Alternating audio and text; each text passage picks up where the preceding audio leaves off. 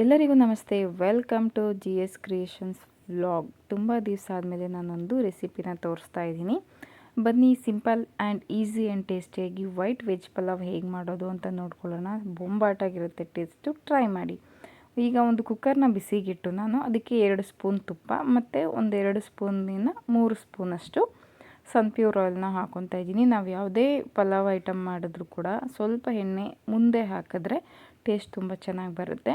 ಎಣ್ಣೆ ಕಾದ ನಂತರ 2 ಪೀಸ್ ಚಕ್ಕೆ, 4 ಲವಂಗ, 1 ಏಲಕ್ಕಿ ಮತ್ತು ಸ್ವಲ್ಪ ಸಾಸಿವೆ ಹಾಕ್ತಾಯಿದ್ದೀನಿ. ಇದೆಲ್ಲ ಸ್ವಲ್ಪ ಸಿಡಿದ ನಂತರ ಬಿಸಿಗೆ ಅದೆಲ್ಲ ಸ್ವಲ್ಪ ಚಿಟಪಟ ಅಂದ ನಂತರ ನಾನು ಒಂದು ಪೇಸ್ಟ್ನ ರೆಡಿ ಮಾಡಿ ಇಟ್ಕೊಂಡಿದ್ದೀನಿ. ಶುಂಠಿ, ಬೆಳ್ಳುಳ್ಳಿ ಮತ್ತು ಹಸಿಮೆಣಸಿನ್ಕಾಯಿ ಈ ಮೂರನ್ನು ಕೂಡ ಕುಟಾಣಿಯಲ್ಲಿ ಚೆನ್ನಾಗಿ ಜಜ್ಜಿ ಪೇಸ್ಟ್ ಮಾಡಿದ್ದೀನಿ. ಅದನ್ನು ನಾನು ಹಾಕ್ತಾಯಿದ್ದೀನಿ. ನನಗೆ ಯಾವುದೋ ಕಾಲ್ ಬಂತು ಅಂತ ಹೇಳಿ ನಾನು ಆ ವಿಡಿಯೋನ ಶೂಟ್ ಮಾಡೋದಕ್ಕೆ ಆಗಲಿಲ್ಲ. ಈಗ ನಾನು ಆಲ್ರೆಡಿ ಎಣ್ಣೆಗೆ ಹಸಿಮೆಣಸಿನ್ಕಾಯಿ, ಶುಂಠಿ, ಬೆಳ್ಳುಳ್ಳಿ ಪೇಸ್ಟ್ ಏನಿತ್ತು ಅದನ್ನು ಹಾಕಿ ಕರಿಬೇವು ಮತ್ತು ಈರುಳ್ಳಿ ಎರಡನ್ನೂ ಹಾಕಿ ಚೆನ್ನಾಗಿ ಫ್ರೈ ಮಾಡ್ತಾಯಿದ್ದೀನಿ. ಈ ಚೆನ್ನಾಗಿ ನಾವೇನು ಫ್ರೈ ಮಾಡ್ತೀವಿ ಇದೇ ನಿಮಗೆ ತುಂಬ ಟೇಸ್ಟ್ ಕೊಡೋದು. ಇದು ಚೆನ್ನಾಗಿ ಫ್ರೈ ಆದ ನಂತರ ನಾನು ಟೊಮೆಟೊ ಹಾಕ್ಕೊತಾ ಇದ್ದೀನಿ. 2 ಟೊಮೆಟೊ ಹಾಕ್ಕೊಂಡಿದ್ದೀನಿ.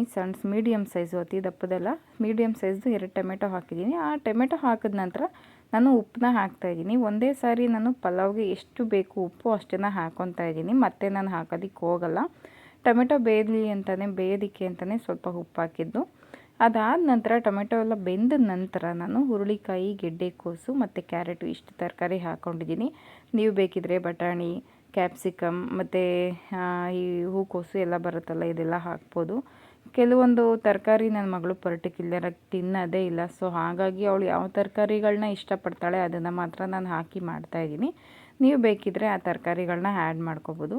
ಈಗ ತರಕಾರಿ ಎಲ್ಲ ಬೆಂದ ನಂತರ ನೋಡಿ, ಈಗ ನಾನು ತೋರಿಸಿದ್ನಲ್ಲ ಆ ಗ್ಲಾಸಲ್ಲಿ 1.5 ಗ್ಲಾಸಷ್ಟು ಅಕ್ಕಿ ಹಾಕ್ತಾಯಿದ್ದೀನಿ. 1.5 ಗ್ಲಾಸ್ ಅಕ್ಕಿಗೆ ನಾನು 3 ಲೋಟ ನೀರು ಹಾಕ್ಕೊತಾ ಇದ್ದೀನಿ. ನೀರು ಹಾಕಿ ಚೆನ್ನಾಗಿ ಕಾದ ನಂತರ ಚೆನ್ನಾಗಿ ಕುದಿ ಬರಬೇಕು. ಆ ನೀರು ನಾವು ಏನು ಹಾಕಿದ್ದೀವಿ ಅಲ್ವ, ಈಗ ಅದೆಲ್ಲ ಮಿಕ್ಸ್ ಆದ ನಂತರ ಚೆನ್ನಾಗಿ ಕುದಿ ಬರಬೇಕು. ನೀರು ಕುದಿ ಬಂದ ನಂತರ ನಾನೇನು ಅಕ್ಕಿ ಇಟ್ಕೊಂಡಿರ್ತೀನಿ ಅದನ್ನು ಹಾಕ್ತೀನಿ. ಈಗ ನೋಡಿ, ಕುದಿ ಬರಲಿಕ್ಕೆ ಅಂತ ಬಿಟ್ಟು ನಾನು ಸ್ವಲ್ಪ ಕೊತ್ತಂಬರಿ ಸೊಪ್ಪು ಹಾಕ್ಕೊತಾ ಇದ್ದೀನಿ. ಕೊತ್ತಂಬರಿ ಸೊಪ್ಪು ಹಾಕಿ ಕಾಯೋದಕ್ಕೆ ಬಿಟ್ಟು ನಾನು ಯಾವುದೇ ಒಂದು ಅಡುಗೆ ಮಾಡಬೇಕಿದ್ರೂ ಹೊರಗಿನಿಂದ ಈ ಶುಂಠಿ ಬೆಳ್ಳುಳ್ಳಿ ಪೇಸ್ಟ್ ಆಗಿರ್ಬೋದು, ಗರಂ ಮಸಾಲ ಅದು ಇದು ಎಲ್ಲ ತುಂಬ ನಾನು ಜಾಸ್ತಿ ಯೂಸ್ ಮಾಡಲ್ಲ. ಸ್ವಲ್ಪ ನಾನು ಏನಿರುತ್ತೆ ಮನೇಲಿ ಅದನ್ನೇ ಬಳಸಿ ಮಾಡೋದು ಜಾಸ್ತಿ. ಈಗ ನೋಡಿ, ನೀರು ಚೆನ್ನಾಗಿ ಕುದೀತಾ ಇದ್ದಾಗ ಅಕ್ಕಿ ಹಾಕ್ಕೊತಾ ಇದ್ದೀನಿ. ಅಕ್ಕಿ ಹಾಕಿದ ನಂತರ ಕೂಡ ಅದು ಸ್ವಲ್ಪ ಕುದಿಯೋಕ್ಕೆ ಬಿಡಬೇಕು. ಕುದ ನಂತರ ನಾನು ಕುಕ್ಕರ್ ಟ್ಯಾಪ್ನ ಕ್ಲೋಸ್ ಮಾಡ್ತೀನಿ. ಈ ಜಾಸ್ತಿ ನಾನು ನನ್ನ ಮಗಳಿಗೆ ಅಂತಲೇ ನಾನು ಖುಷಿಪಟ್ಟು ಅಡುಗೆ ಮಾಡೋದೇ 99% ನನ್ನ ಮಗಳು ಖುಷಿಗೆ, ನನ್ನ ಮಗಳಿಗೋಸ್ಕರ ಅಂತಲೇ ಮಾಡ್ತೀನಿ. ಬಟ್ ಏನಪ್ಪ ಅಂದರೆ ಅವಳಿಗೋಸ್ಕರ ಅಂತ ಮಾಡೋದ್ರಿಂದ ನಾನು ಈ ಅಂಗಡಿಯಿಂದ ರೆಡಿಯಾಗೋ ಶುಂಠಿ ಬೆಳ್ಳುಳ್ಳಿ ಪೇಸ್ಟ್ ಆಗಿರ್ಬೋದು, ಈ ಗರಂ ಮಸಾಲ ಇದೆಲ್ಲ ನಾನು ಜಾಸ್ತಿ ಯೂಸ್ ಮಾಡಲ್ಲ. ತುಂಬ ಅಪರೂಪ ನಾನು ಯೂಸ್ ಮಾಡೋದು.